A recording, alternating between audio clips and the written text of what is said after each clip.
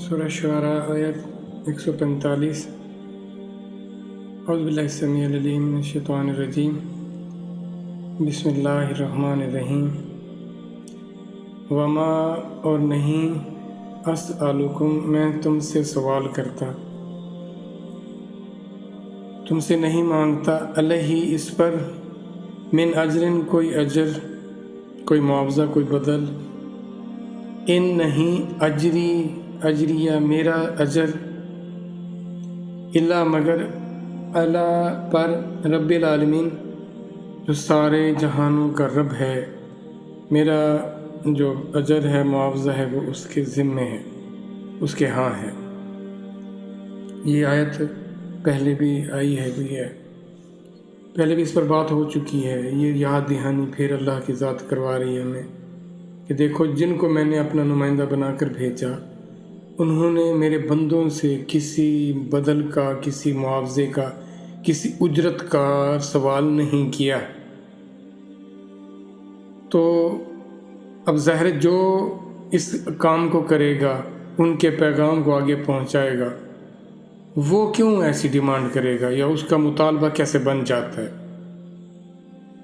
تو کس نے کہا آپ سارا دن یہی کام کریں، جب یہ کام کریں تب اس کا معاوضہ نہ لیں، باقی کوئی بھی آپ صورت اختیار کر سکتے ہیں اگر آپ کو کچھ چاہیے تو انبیاء کے دیکھیں مختلف وہ پروفیشنز یا پیشے یا روزی حاصل کرنے، اللہ کے رزق کا ایک جو انہوں نے سبب اختیار کیا، کرنا تو اللہ کی ذات نہیں تھا، لیکن سبب اختیار کرنے کا جو حکم ہوا ہے وہ انہوں نے اختیار کیے۔ کسی بندے سے انہوں نے یہ مطالبہ نہیں کیا چونکہ ہم نے تمہیں اللہ کا پیغام پہنچایا ہے، سکھایا ہے، سمجھایا ہے، تو تم ہمارے لیے ہمیں یہ چیز دے دو، ہمارا یہ کام اس کے بدلے میں کر دو۔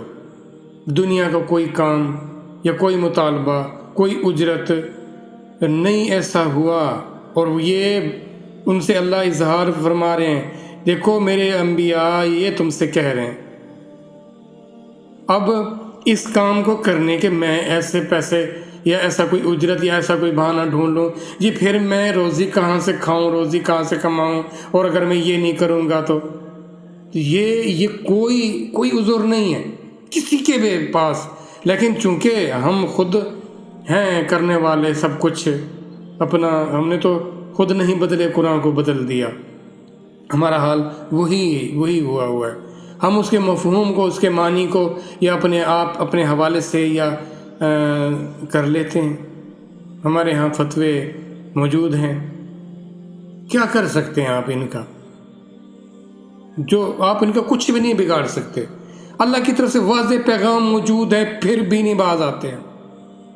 تقوی کے تکرار کی گئی، لیکن ہم دوسروں کو یہ گنجائش، اچھا تمہارے لیے یہ کر لو، گنجائشیں دیتے پھرتے ہیں۔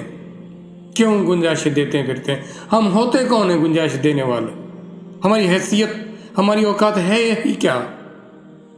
اللہ ہمیں تقوی کے لیے بلا رہے ہیں، اور ہم دوسروں کے لیے رعایتیں اور آسانیاں، اور اچھا یہ چلو یہ نہیں کر سکتے، نہ کرو، تمہیں معافی مل جائے گی، کوئی ضرورت نہیں ہے کچھ اس طرح کرنے کی۔